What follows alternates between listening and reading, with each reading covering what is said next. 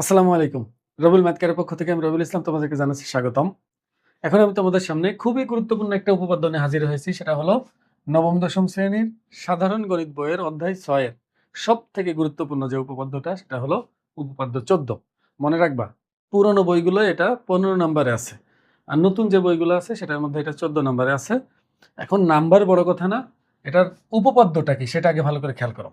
দেখো, তোমরা কিন্তু অনেকেই মনে করো উপপাদ্য মানে হলো ওই যে ১ পৃষ্ঠা ১.৫ পৃষ্ঠা ধরে যেটা প্রমাণ করছে ওই পুরাটা উপপাদ্য না। উপপাদ্য বলতে এই যে এই প্রশ্নটা এটাই উপপাদ্য। আর আমরা যে এত বড় করে যা যা করি এটা হলো উপপাদ্যের প্রমাণের জন্য, উপপাদ্যের প্রমাণ ওটা।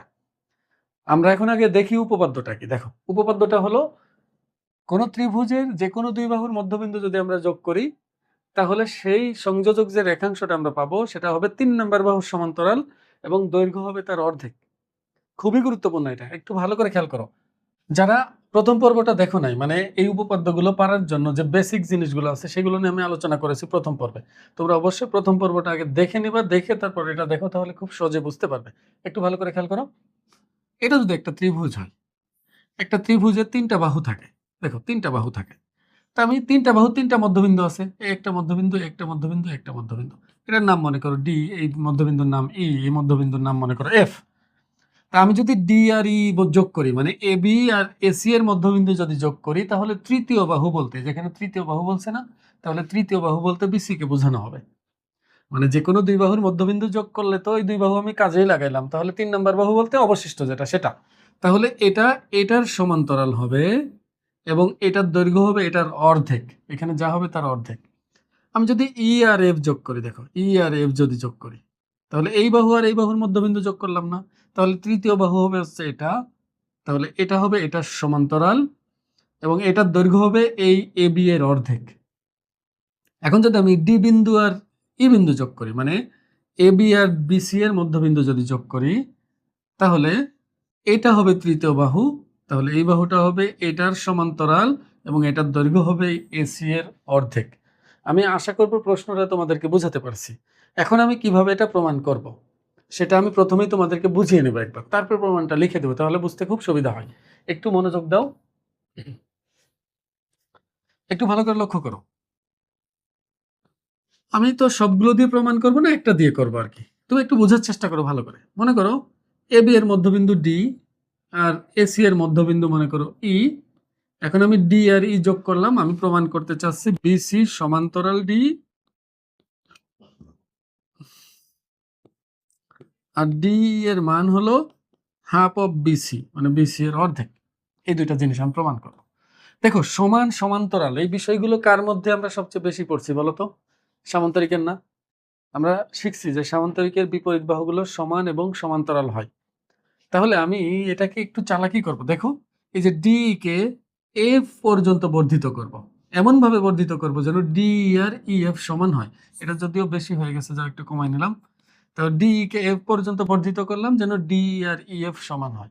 এবার এফ আর সি এই দুইটা বিন্দু আমি যোগ করে দিব, মানে এফ কমা সি যোগ করে দিব।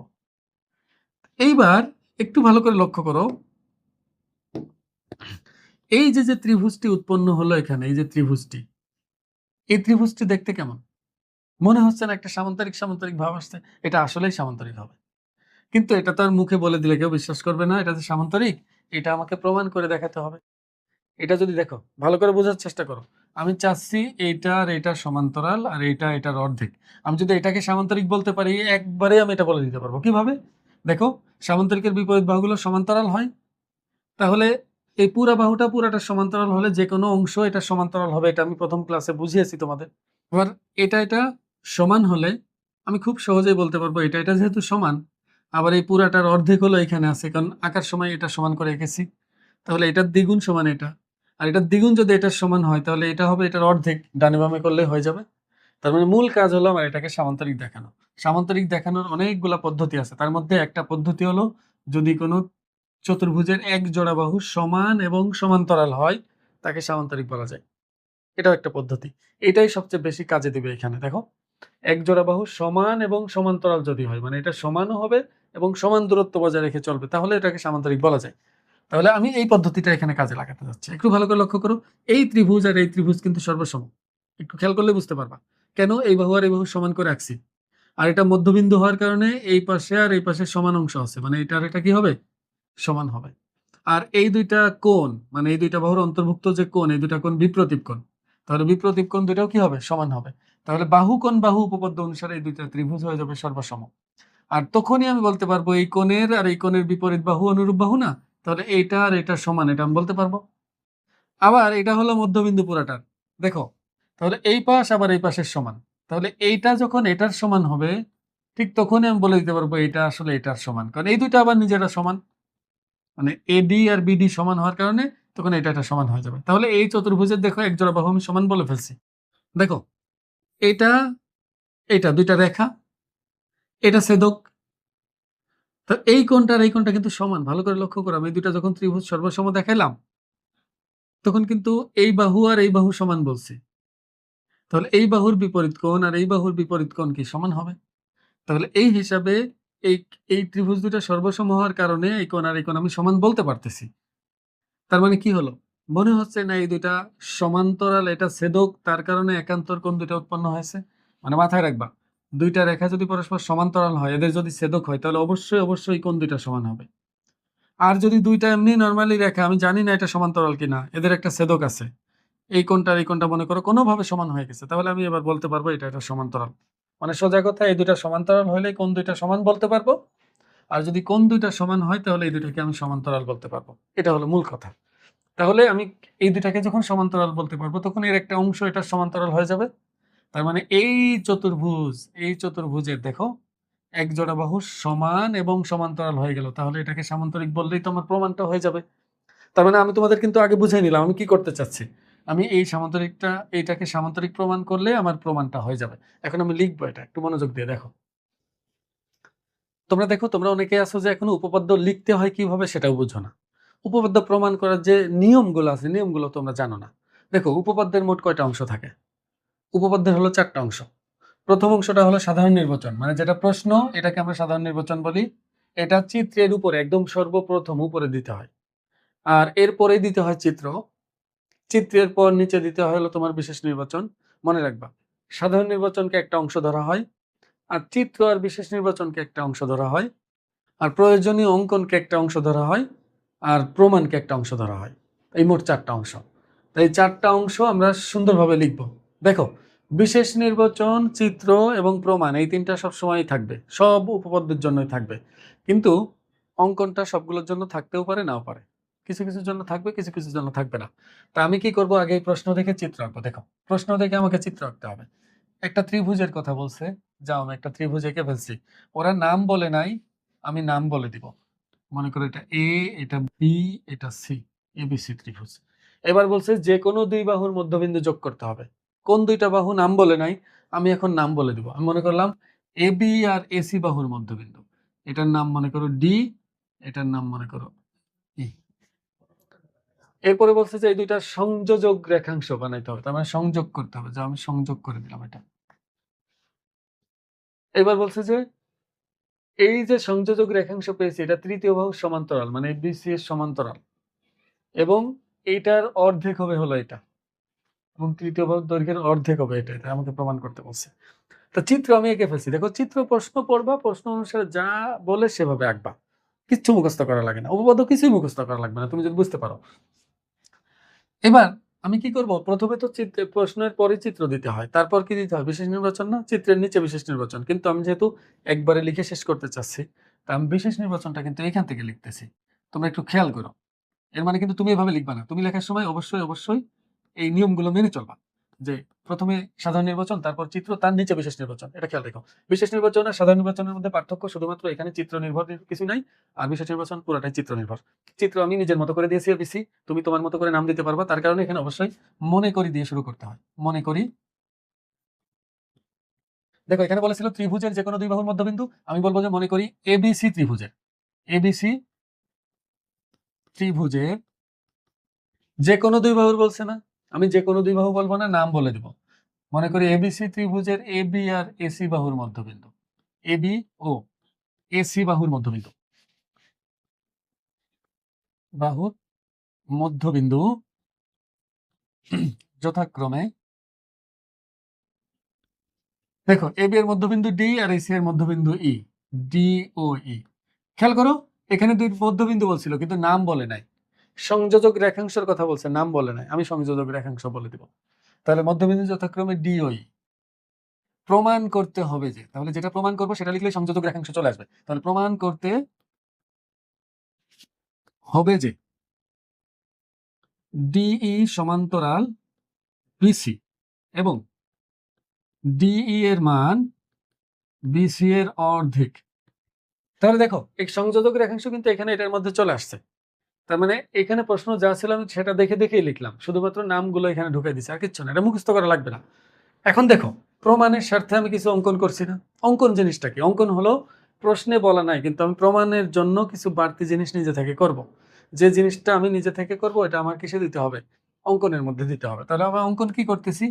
ডি কে বর্ধিত করতেছি কতটুকু? এফ পর্যন্ত, যেন ডি সমান ইএফ হয়। এবার এফ কমা সি যোগ করলাম। এই অঙ্কন করা শেষ। অঙ্কনটা আমি এখন লিখব। অঙ্কন, দেখো অঙ্কন তাহলে আমি কি করছি? অঙ্কন করছে হলো ডিই কে এফ পর্যন্ত বর্ধিত করি যেন ডিই সমান ইএফ হয়। ডিই সমান ইএফ হয়। এবার এফ কমা সি যোগ করি। এফ কমা সি যোগ করি মানে এফ আর সি যোগ করছি যে, মনে রাখবা আমি যদি এখানে কমা না দেই এফ সি যোগ করে লিখি তাহলে হবে না। এফ কমা সি দিয়ে বোঝা হলো এফ একটা বিন্দু সি একটা বিন্দু, তাকে যোগ করবো। আর আমি যদি বলি এফ সি যোগ করি তার মানে এফ সি দিয়ে একটা বাহুই বোঝায় আগে থেকে, মানে আগে থেকে যোগ করা আছে, এটাই বোঝাবে।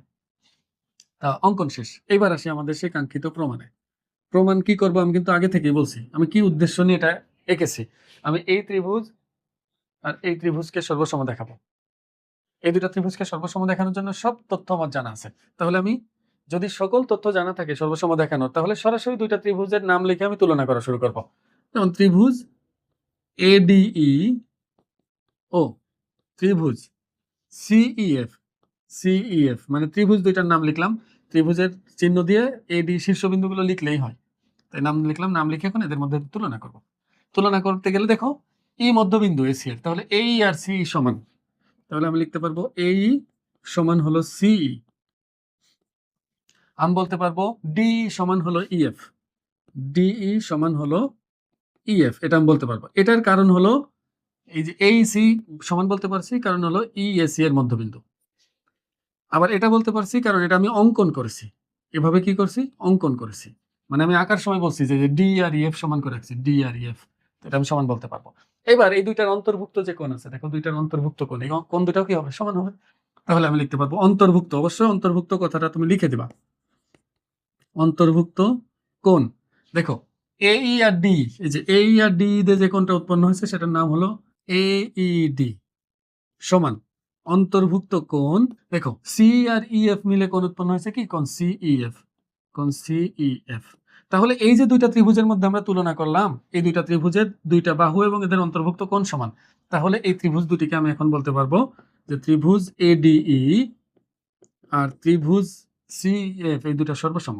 ত্রিভুজ সিইএফ, কারণ এখানে বাহু কোণ বাহু উপপাদ্য মিলে গেছে। বাহু কোণ বাহু উপপাদ্যের সাথে মিলছে। এটা কিন্তু বোঝার জন্য অবশ্যই তোমাকে প্রথম পর্ব দেখতে হবে, না হলে কিন্তু বুঝতে পারবে না। আগের অংশটুকু না দেখলে বুঝতে পারবে না। তাহলে খেয়াল করো এই দুটো যদি সর্বসম হয় তাহলে অনুরূপ বাহু আর অনুরূপ কোণগুলো আমি সমান বলতে পারবো। মানে মন চাইলেই এই বাহু আর এই বাহুর বিপরীত কোণকে সমান বলতে পারবো। মন চাইলে এই বাহু আর এই বাহুর বিপরীত কোণকে সমান বলতে পারবো। মন চাইলে এই দুইটা কোণের বিপরীত বাহু দুইটাকে আমি সমান বলতে পারবো। কিন্তু সবসময় তো আর সবগুলো আমার প্রয়োজন হবে না। যখন যতটুকু প্রয়োজন হবে তখন ততটুকু আমি বলবো। তো এখন দেখো আমার মূল উদ্দেশ্য ছিল হলো এডি আর সিএফ কে সমান বলবো, আর এই কোণটাকে সমান বলবো, কারণ একান্তর কোণের জন্য আমি প্রথমে কিন্তু বুঝিয়ে নিয়েছি। তাহলে দেখো আমি এডি আর সিএফ কে সমান বলতে পারবো, কারণ এই কোণ আর এই কোণ সমান। তাহলে এর বিপরীত বাহু আর এর বিপরীত বাহু কি হবে? সমান হবে। তাহলে এডি সমান হলো সিএফ। আবার দেখো এডি আর বিডি কিন্তু সমান, কারণ ডি মধ্যবিন্দু। তাহলে আমি এডি এর পরিবর্তে যে কোনো মুহূর্তে বিডি লিখতে পারবো। তাহলে বিডি সমান সিএফ। সাইড নোট দিয়ে দিবা যেহেতু ডি এবি এর মধ্যবিন্দু। এবার দেখো তাহলে আমার কিন্তু অলরেডি সিএফ এবং বিডি সমান হয়ে গেছে। আমার যেটা দরকার, যেগুলো দরকার তার মধ্যে একটা ফলাফল আমি পেয়ে গেছি।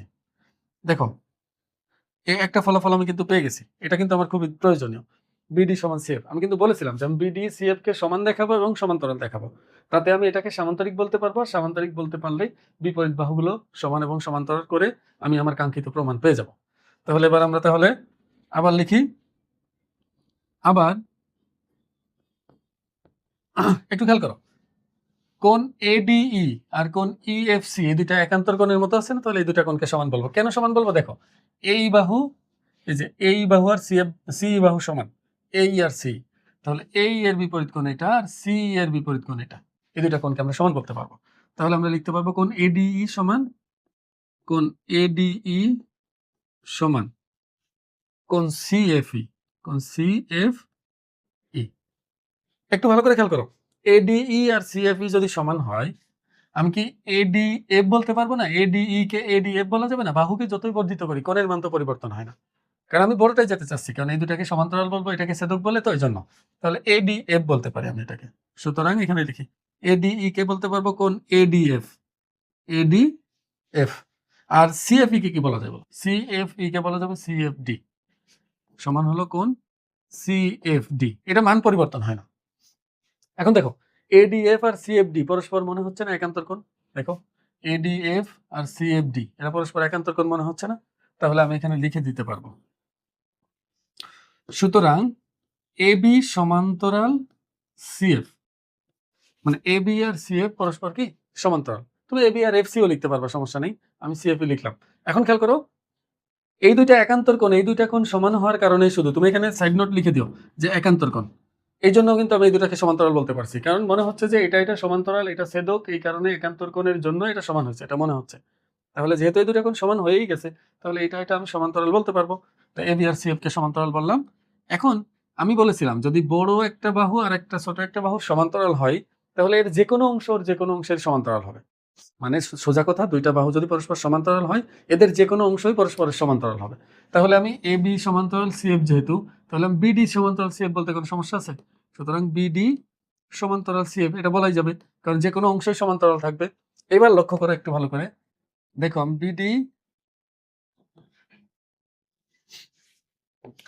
বিডি আর সিএফ কে একবার সমান বললাম, বিডি আর সিএফ কে একবার সমান্তরাল বললাম। তাহলে কি এখন আমি এই বিসি এফডি কে সামান্তরিক বলতে পারবো না? অবশ্যই পারবো, কারণ এই চতুর্ভুজের এক জোড়া বাহু সমান এবং সমান্তরাল, দুইটা আমি প্রমাণ করে ফেলছি। তাহলে এখন আমি বলতে পারবো যে সুতরাং বিসি এফডি একটি সামান্তরিক,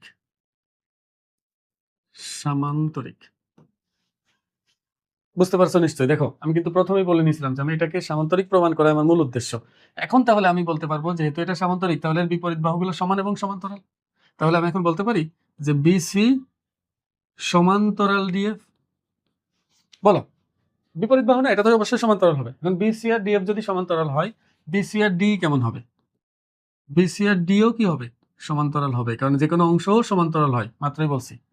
মানে এই পুরাটা সমান্তরাল হলে এইটাই একটা অংশেরও সমান্তরাল হবে, এটার পরিবর্তে এটা লেখা যায়। তাহলে একটা প্রমাণ আমরা পেয়ে গেছি। এবার বিপরীত বাহুগুলোকে তো সমানও বলা যায়। আবার যেহেতু সামান্তরিক, তাহলে বিপরীত বাহু সমান বলতে কোনো সমস্যা নেই। তাহলে আমি বলতে পারবো বিসি সমান হলো ডিএফ। বিসি সমান কি? ডিএফ, সামান্তরিকের বিপরীত বাহু।